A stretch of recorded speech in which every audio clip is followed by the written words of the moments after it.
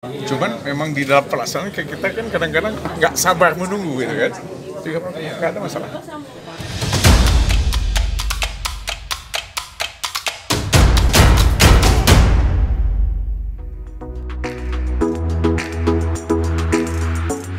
Hai Sobat, selamat datang kembali.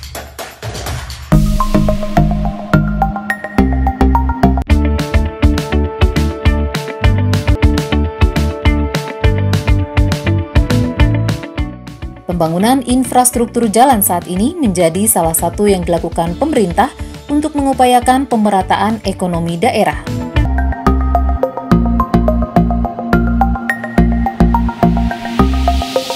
Setelah sebelumnya terlibat dalam pembangunan tol Bakaheni Terbanggi Besar Paket 3 Kota Baru Metro,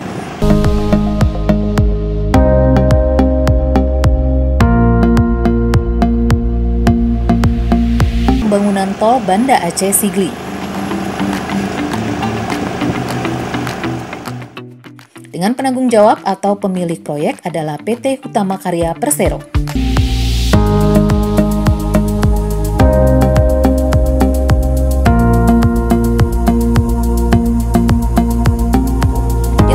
Mencapai 111 km menjadi 72 km atau lebih cepat dari semula ditempuh selama 3 jam menjadi 1,5 jam perjalanan.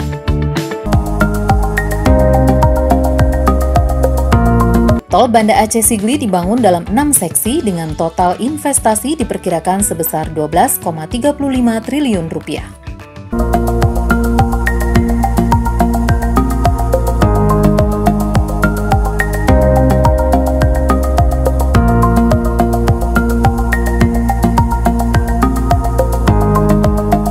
Pembangunan tol sepanjang 74 km dilaksanakan oleh tim Departemen Infrastruktur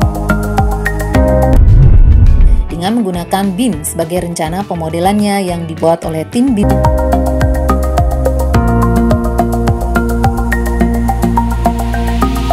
Jalur tol Banda Aceh Sigli melewati lahan seluas sekitar 10 kecamatan.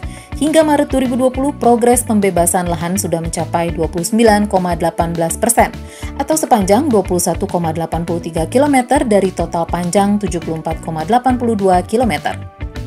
Khusus di seksi 4, sebanyak 87% lahan sudah dibebaskan, yakni sepanjang 12,68 km dari total panjang 14,71 km.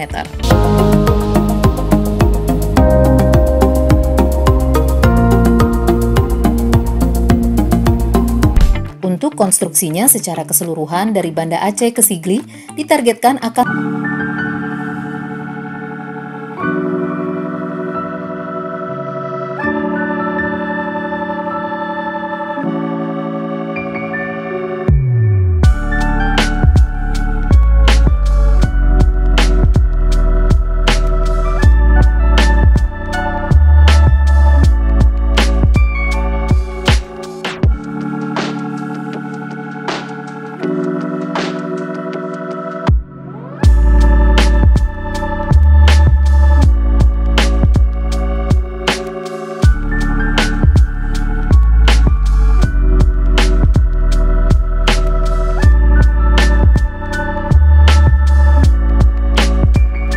coran tiang bulat ke dalam tanah sampai kedalaman 20 meter lebih.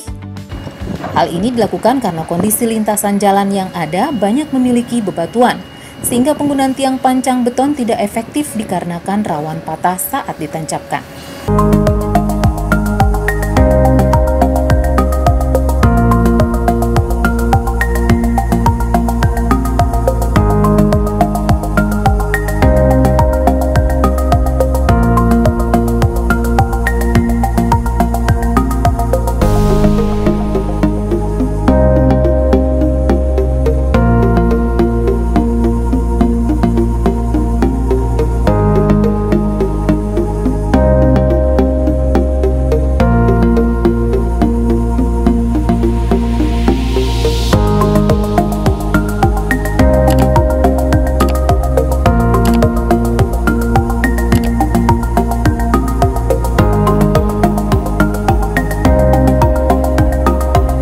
Ada yang menarik dari proyek pembangunan tol Banda Aceh Sigli ini.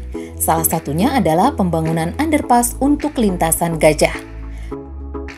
Underpass perlintasan gajah ini akan dibangun di seksi 1 yaitu antara Lembah Salawa dan Padang Tiji.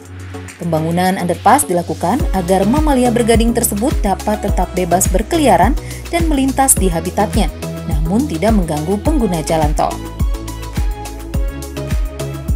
Underpass tol Trans Sumatera ini diperkirakan dapat dilintasi hingga 100 ekor gajah. Perlu kamu ketahui sobat, selain mempersingkat waktu perjalanan, kehadiran proyek jalan tol ini memberikan dampak pada pertumbuhan ekonomi Aceh, yaitu naik dari 4% menjadi 5% lebih. Hal ini disebabkan perputaran anggaran proyek yang sebagian besar beredar di Aceh. Salah satunya dengan memberdayakan penduduk lokal untuk terlibat langsung di sejumlah unit pekerjaan proyek tol Banda Aceh Sigli. Rampungnya pembangunan tol ini juga diyakini dapat mempercepat distribusi barang dan jasa di kedua wilayah tersebut.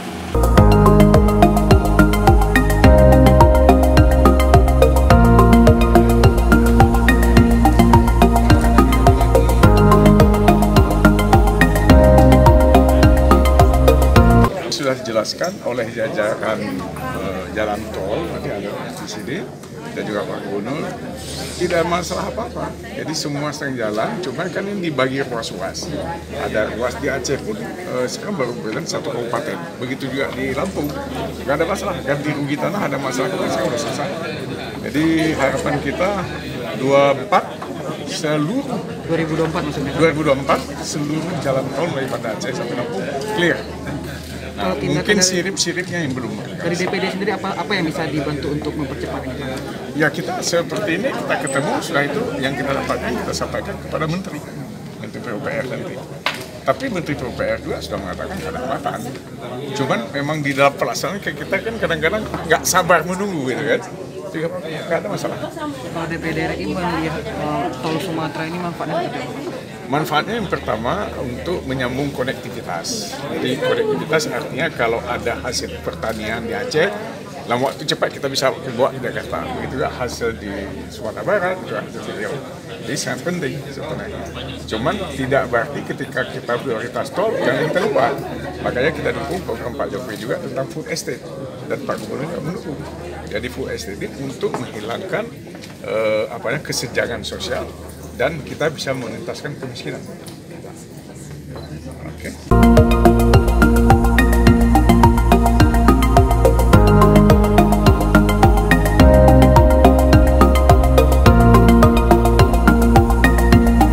Terima kasih sudah menyaksikan Engineer Explain kali ini. Kira-kira bahas proyek apa lagi ya setelah ini?